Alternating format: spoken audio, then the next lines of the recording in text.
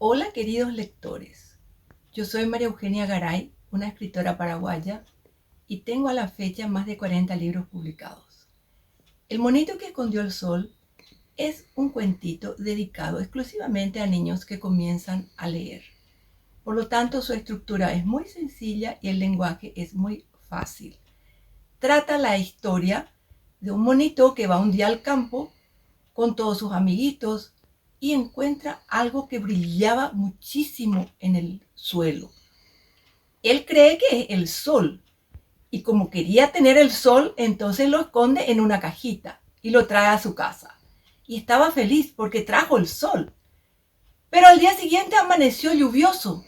Entonces el monito creyó que como escondió el sol, amaneció lluvioso y no iba a poder salir a jugar con sus amiguitos.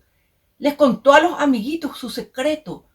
Y los amiguitos decían, Dios mío, escondiste el sol, qué bárbaro.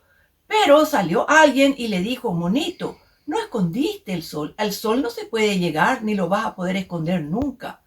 Entonces, les dejo esta historia para que ustedes lean el libro y se enteren de qué pasó, cómo termina, porque tiene un final muy feliz. Y el monito vuelve a jugar con todos sus amiguitos mientras el sol brilla otra vez en el cielo. Entonces, les dejo la interrogante. ¿Qué pasó en el cuento? Léanlo y lo van a saber.